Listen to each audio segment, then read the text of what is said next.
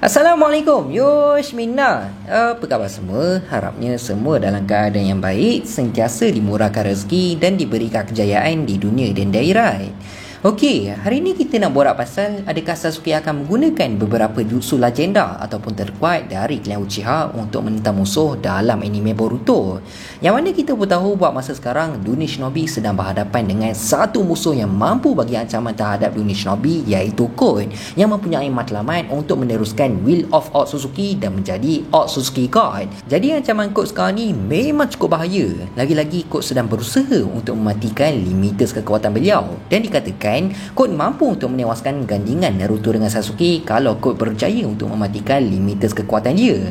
Disebabkan tahap kekuatan Code kalau dia berjaya mematikan limites kekuatan beliau lebih tinggi daripada kekuatan Jigen. So dengan kekuatan yang Sasuke ada sekarang ni, mungkin dia masih lagi mampu untuk bagi saingan terhadap Code dan dia masih lagi mampu untuk menewaskan Code sebab Sasuke ni kan merupakan seorang shinobi yang cukup bijak.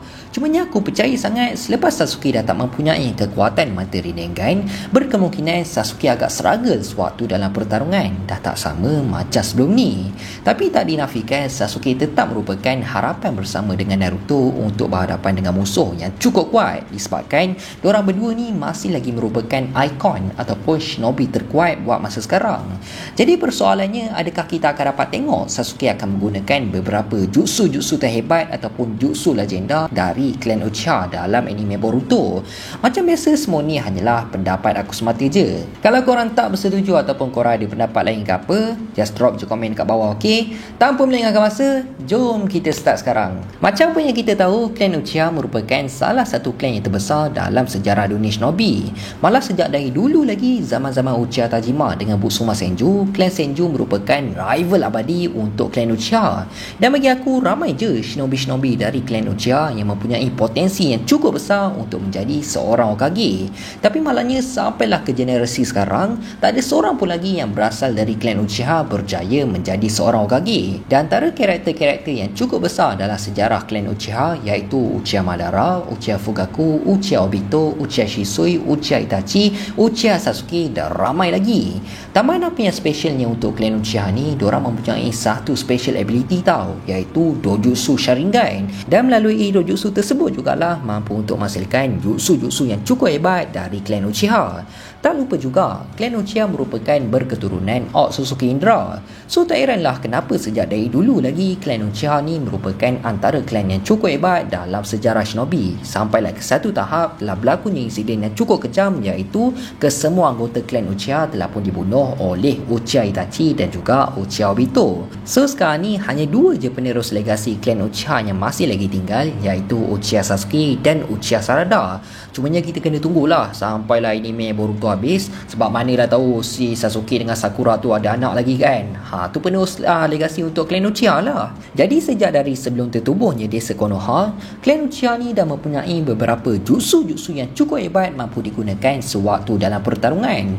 Dan mungkin juga Sasuke mampu menggunakan jutsu-jutsu tersebut bagi mencapai potensi penuh kemampuan mata Mangekyo Sharingan beliau sewaktu dalam pertarungan dalam anime Boruto. Jadi jutsu pertama yang mungkin boleh digunakan oleh Sasuke dari klan Uchiha adalah Kopi Jutsu. Yang mana kita tahu teknik ini sering kali digunakan oleh Hatake Kakashi sewaktu dalam pertarungan, sampaikan dia dapat gelaran The Kopi Ninja. Sebabnya dikatakan Kakashi dah berjaya untuk meniru sehingga 1000 jutsu. Teknik ini memang cukup berkesan lah untuk digunakan oleh Sasuke sewaktu dalam pertarungan, disebabkan mata Sharingan mampu untuk membaca setiap pergerakan yang cukup laju. Memang khas untuk pengguna mata Sharingan. Malah percaya ataupun tak, sebenarnya Sasuke dah pernah dah pun menggunakan teknik ni sewaktu dalam Chunin Exam, sewaktu Sasuke kecil lagi, yang mana Sasuke telah pun meniru pergerakan taijutsu Rock Lee. Dan kalau dalam era yang baru, Sarada sendiri pun telah menggunakan Kopi Jutsu untuk meniru teknik Raikyu sewaktu berhadapan dengan Buntan. Cumanya peratusan ataupun kemungkinan untuk Sasuke menggunakan teknik ni dalam anime Boruto agak tipis jugalah, disebabkan musuh yang diorang sedang berhadapan sekarang ni totally tak menggunakan sebarang jutsu daripada cakra. Jadi agak mustahil jugalah untuk Sasuke gunakan teknik tersebut kalau pihak lawan dia tak menggunakan jutsu yang dihasilkan dari hand sign dan juga cakra. Sebab musuh yang diorang sedang berhadapan sekarang ni, iaitu Code, Daimon dan juga Eda, diorang bertiga ni bukan merupakan seorang shinobi. So memang tak menggunakan jutsu daripada cakra lah kan. Yang kedua ialah teknik Izanami. Teknik ni merupakan salah satu teknik terlarang milik klan Uchiha, yang mana risikonya untuk pengguna kalau menggunakan jutsu tersebut, sebelah mata Sharingan beliau akan permanen buta. Teknik ni pernah digunakan oleh Uchiha Itachi sewaktu berhadapan dengan Yakushi Kabuto. Jadi secara ringkas, teknik Izanami ni merupakan satu genjutsu yang cukup kuat, dan apabila teknik ni telah diaktifkan, automatik akan memerangkap musuh dalam satu immortal genjutsu. So bila musuh dah terperangkap dalam jutsu Izanami, dia dah memang totally useless tau. Dia dah tak boleh nak buat apa-apa. Cara dia nak lepaskan diri dari teknik ni hanya bergantung atas pengguna je. Atau mudah kata, musuh akan terperangkap dalam satu loop yang tak ada batas. Dia akan ulang balik dari setiap checkpoint yang telah ditetapkan oleh pengguna sampailah abang jamin mampus. Dah tua pun bodoh. Dia ulanglah dari awal sampai habis. Macam tak ada henti pun, macam tak ada kesudahan, sampailah dia betul-betul surrender ataupun dia dah sedar yang dia dah terperangkap dalam satu genjutsu yang tak ada batas. Barulah dia boleh dibebaskan. Tapi semua tu bergantung atas kehendak pengguna jutsu juga. So tu je lah kot secara ringkas paling mudah nak faham berkaitan teknik Izanami, dan ini merupakan satu teknik maut dari klan Uchiha. Yang ketiga pula ialah teknik Izanagi. Cumanya korang jangan salah faham tau, dia merupakan dua jutsu yang berlainan walaupun nama dah lebih kurang sama, iaitu Izanami dan juga Izanagi. Teknik Izanagi lebih kurang sama juga macam teknik Izanami, yang mana kalau pengguna menggunakan jutsu tersebut, sebagai bayarannya ataupun risiko kalau pengguna menggunakan jutsu ni, sebelah mata Sharingan pengguna akan buta. Tapi konsep dia lain tau, sebab teknik Izanami merupakan satu teknik untuk counter teknik Izanagi. Jadi teknik Izanagi berfungsi dengan pengguna mampu mengubah ilusi menjadi realiti, yang mana pengguna mampu untuk mengubah takdir ataupun menulis takdir dia semula dalam beberapa saat dan mampu untuk kembali hidup semula. Teknik ini pernah digunakan oleh Uchiha Madara, Uchiha Obito dan juga seorang lagi ni bukan dari klan Uchiha tau. Dia ni Palatau punya orang, iaitu Shimura Danzo Dongo Palatau Toyol. Jadi memang buat hal tu lah. Aku memang tak boleh brain. Aku memang tak boleh betul nak dekat dengan Danzo ni. Memang tak boleh ngam. Cumanya bagi aku boleh je jadi kalau Sasuke sanggup korbankan mata dia untuk menggunakan salah satu jutsu terlarang ni sewaktu dalam pertarungan. Tapi kalau Sasuke dah gunakan salah satu jutsu ni, memang tak cakap apalah, automatik jadi kasih selamat lah jawabnya si Sasuke ni. Sebab mata kiri dia pun baru je buta kena cucuk dengan Boroshiki. So kalau Sasuke guna jutsu terlarang ni, memang buta lah jawabnya. Memang useless, terus duduk rumah je Sakura jaga kan. Jadi potensi untuk Sasuke gunakan salah satu jutsu terlarang ni bagi aku agak cukup tipis. Yang keempat ialah genjutsu.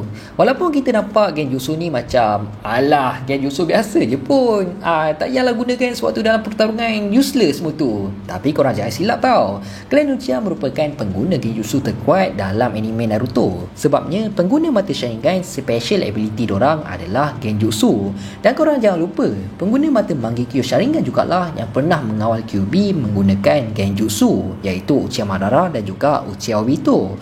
Jadi bagi pendapat aku, teknik genjutsu merupakan salah satu teknik yang cukup efektif untuk digunakan oleh Sasuke sewaktu dalam pertarungan.